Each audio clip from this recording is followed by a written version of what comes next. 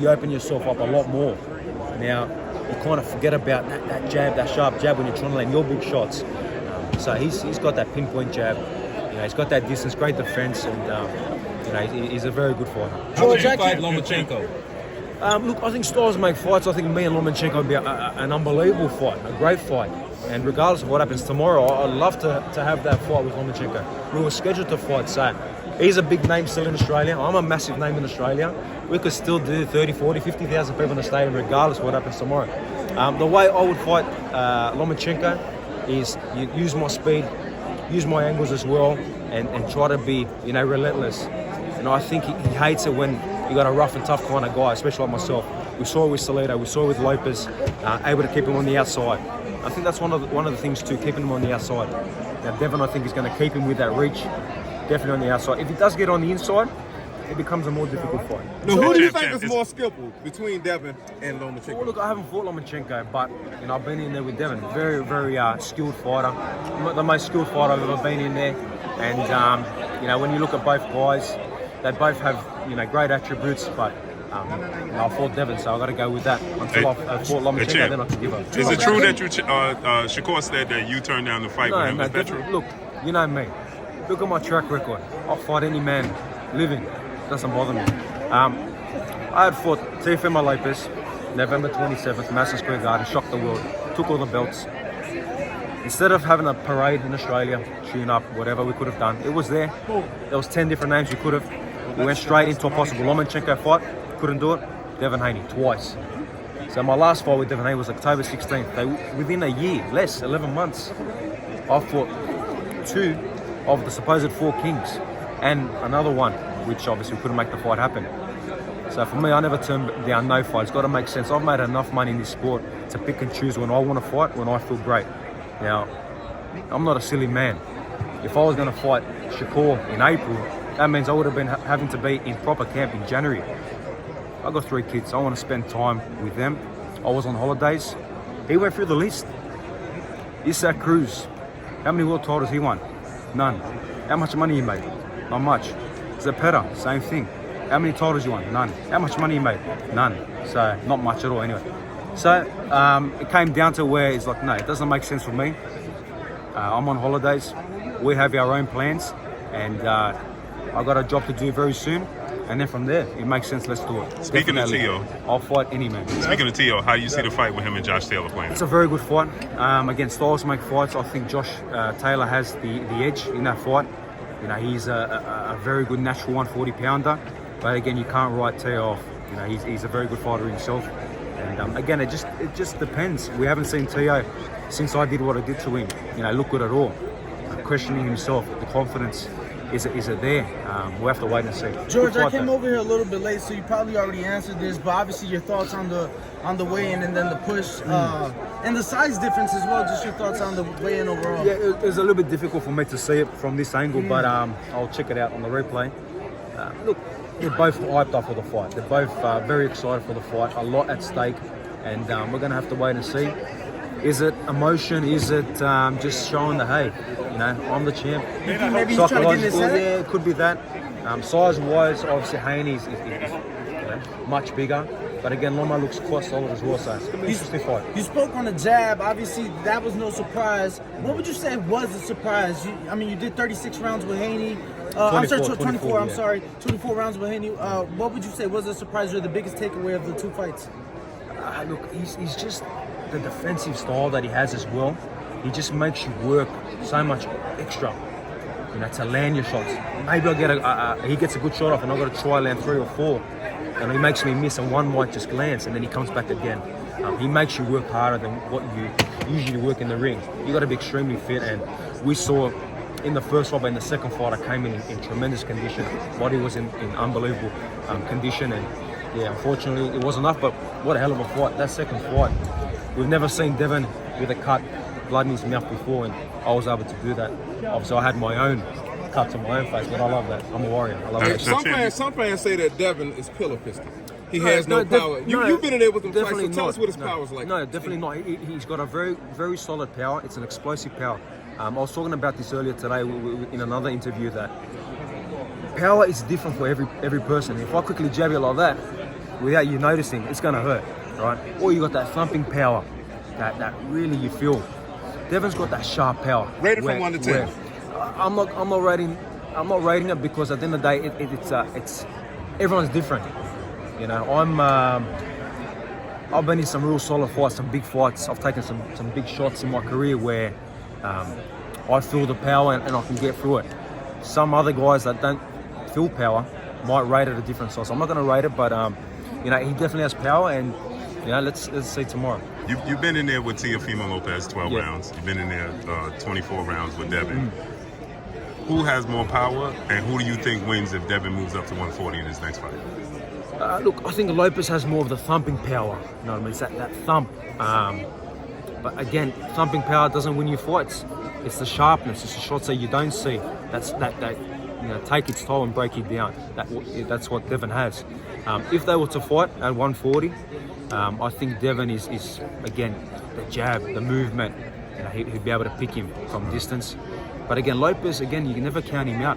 He's a very good fighter, regardless of what I did to him. He's a very good fighter, and let's see what he does with Josh Taylor. If he was to beat Josh Taylor, that puts him back, you know, right up there. And then interesting super fights to be made. And the lightweight division is the deepest division in boxing. We have Tank and we have Shakur out there. Yeah. Who would you say is the best lightweight in the world right now? Right now is Devin Haney. He's got all the belts. He's the man that is at the top. He beat the man that beat the man that beat the man. So he's the guy right now. Look, big respect to Shakur and Gervonta Davis, all these guys. Shakur's just come to the division. Tremendous fighter, great talent. So again, he's definitely going to make some noise. And Tank as well. I think Tank is a tremendous fighter, but he hasn't fought the top end guys to rate him where he's the number one. If Great fighter. Don't get if me wrong. Devin beats Loma, is that the fight you want next? If Devin beats Lomachenko, fight Devin again. No, that's definitely not at this point. A fight that, look, I'm a serious kind of guy. I'm a realist. That fight doesn't make sense right now. I need to get back on my horse and bounce back and look impressive where the fans want to see it.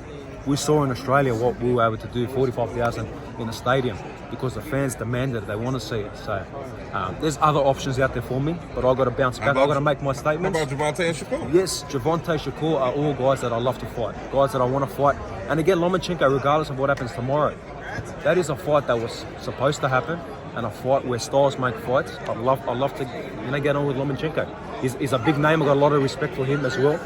And definitely we can make that fight happen. George, what did you think about Tank's performance against Ryan last month? Very good performance, smart performance, timed his shots, picked the moments. We saw Ryan coming in crazy in that round two when he dropped him, was round two, I'm pretty sure. Yeah. And I said it before he did it, the chin was up there and he's throwing shots, he got excited, and boom. You can't do that with a guy like Gervonta Davis. He's a smart fighter, he's seasoned, and he's got that one punch power that can hurt you. And Ryan says moving up to 140, it seems like he got a new trainer in Dale James. Yeah, it's a good move. I think it's a very good move because you got to look at who Derek James has.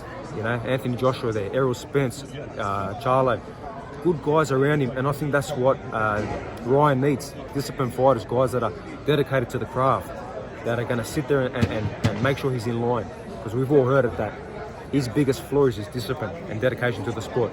It's great being a superstar, it's great being on social media and saying who we are and having all these fans. But if you don't perform in the ring, if you don't have that discipline, you know, it's a hard take. What about you and Frank Martin? Yeah, definitely a good fight as well. Frank Martin, I think, is doing great work. I think he needs to obviously build it up a little bit more. You know, if he can pick up a championship, if these belts become vacant, it makes a lot more sense at this point. Obviously, I'm now signed with Top Rankings with PBC, so there'll be a lot of negotiations to be done. But yeah, definitely, you know me. I'll fight any man, and I love the biggest and best fights, and I'm here to make a bang. That's why I came back to Australia, back to the US. I didn't want to stay in Australia. I didn't want to sit there and fight easy fights and bring some imports. I'm back here, ferociously back, and I think the lightweight division needs me. Let's be serious. How do you see if we look at the whole process of everything, when I beat Lopez, if Lopez was to beat me, he was going to vacate everything. I beat Lopez, I give Devin the opportunity. He beats me. Now Lomachenko, after refusing the opportunity for his bigger, obviously, fight with the war, gets his shot again. So if it wasn't for me and I sat there and had some easy fights when I won the belts, he wouldn't be here. we might have had Kambosos versus Joe Blow from 7-Eleven down the road. Hey, Kambosos, At MGM. Kambosos, in the future, do you plan on moving up in weight? You know, after I'm a not- couple look, of years. Yeah, possibly if it's a big fight there and it makes sense. And what's the highest? What's the Yeah, I highest think weight? 140. I think 140 is look. I spar guys up to 154, and Yeah, I'm Floyd went not up to afraid to. 152. Yeah, I'm not afraid to fight anyone at any weight. But I think at 135, I really want to win another championship. That's my motivation. That's my goal. I've said it a few times that I don't need to fight. I'm well off. I've made a lot from the sport. I'm fighting because I want to fight. I love to fight. I love this warrior mentality day in, day out. I'm disciplined. I've trained twice today already. I'm going to go train again 3 times today. I'm in Vegas. I should be partying. Should be having fun. I fly here. I don't eat plain food. I pack my own food. I get my wife to pack my food because I'm disciplined to the game. No matter how much has come, no matter how many belts at my house are there, no matter how many millions you make, I love this game. I love fighting. So, yeah, we'll see with the division.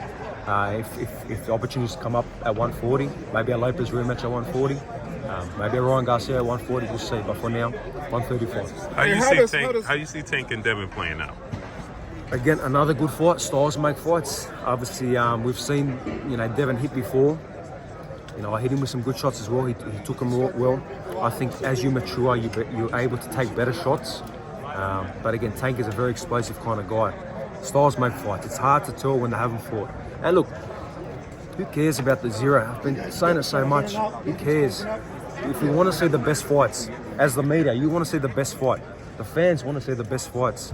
So if we keep pushing these kind of fights and kind of forget, all right, he lost to him and he beat him and he beat him and he lost to him. Styles make fights, and who knows what's to come tomorrow and what's to come in the future. Yeah, to piggyback off what he said, how does Devin fare against like Tank and Shakur? Look, I haven't fought Tank or Shakur yet, so it's hard to give my analysis where I haven't fought them kind of guys. But I know how good Devin of a fighter is, how sharp he is, how well gifted he is with his feet, and how he moves and the size he has, and able to just do the right things. The 1% is right, and change it up as well. One of my mistakes was I was always trying to be at 100%. That Manny Pacquiao style. I'm hitting the bag. I'm at 100%. I was hitting the bag and put it up on my social media, and Devin actually reached out and he goes, one of the things that we saw when we were preparing for you is you're always at 100%, so we kind of break that rhythm. Slow it up, touch, keep the hand out there, and then explode. So I've learned these things, and that's what makes me a better fighter. That's cool. So Devin hit you up Yeah, and helped you? We're good, man. We speak quite often, and it's all respect, it's all love, and it was cool that I think it was like a few weeks after I was back in the gym and doing my thing, and he reached out and he goes, "Champ, this is what I reckon. What we thought and what we saw. What do you reckon?" I said, "You know what? You're right, man. I'm gonna work it," and we started working it. What kind of statement are you looking to make versus Max Hughes? The statement I want to make is Ferocious is back. I'm here to show